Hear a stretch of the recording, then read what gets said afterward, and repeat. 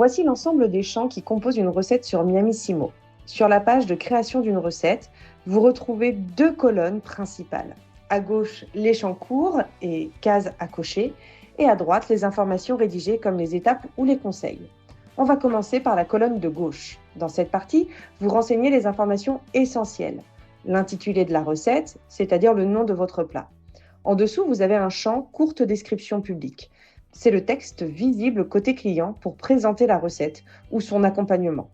Il est facultatif. Prenons un exemple. Vous pouvez expliquer une recette. Un intitulé « Palak Paneer ». En dessous, vous pouvez proposer comme courte description publique « Recette d'origine indienne, végétarienne, à base d'épinards et de fromage ». Vous pouvez également détailler une recette en intitulé « Hachis parmentier végétarien » et en courte description publique « Recette à base de lentilles corail ». Ensuite, vous trouvez le statut de votre recette.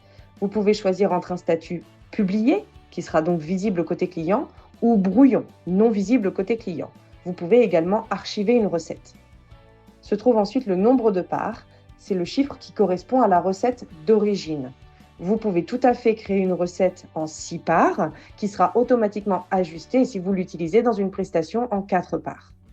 La courte description privée est un champ réservé au chef pour vos notes personnelles. En dessous, vous trouvez les étiquettes. Elles vous aident à organiser vos recettes selon vos catégories. Vous pouvez en mettre autant que vous voulez. Ne manquez surtout pas les explications du fonctionnement des étiquettes dans la vidéo dédiée. Ensuite, vous avez des informations complémentaires qui sont facultatives. Durée et température de cuisson au four, mention nouveauté, mention congelable ou encore disponible à la commande. Enfin, vous pouvez définir la saisonnalité de votre recette. Un clic pour tout sélectionner, tout décocher ou choisir entre printemps, été, automne ou hiver. Passons maintenant à la colonne de droite. Ici, vous allez décrire la recette en détail. Étape de la recette, rédiger un déroulé clair, étape par étape. Vous pouvez faire une liste si vous le souhaitez. Durée de conservation, indiquer la durée de conservation et la méthode, par exemple au frais ou bien dans une boîte hermétique à température ambiante, J+3 après cuisson, ou bien J+2, J+4. Conseil de réchauffage, indiquer comment le plat doit être réchauffé ou finalisé avant de déguster. Ces deux champs d'information apparaîtront automatiquement dans la fiche de conservation à destination des clients. Passons maintenant à l'onglet Ingrédients. Cliquez sur Ajouter un ingrédient. L'outil vous proposera automatiquement les ingrédients déjà existants dans la base. Indiquez simplement la quantité et l'unité. La ligne se complète toute seule.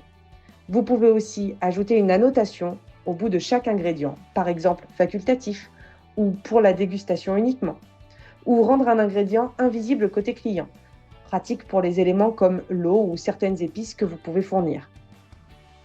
Dans l'onglet Prestations, vous verrez la liste de toutes les prestations dans lesquelles cette recette est utilisée. C'est un moyen simple de savoir où votre recette est intégrée. Petit plus, en cliquant sur les 3 points en haut à droite, vous pouvez dupliquer votre recette. L'intérêt de dupliquer une recette est de gagner du temps et d'enrichir votre base de données.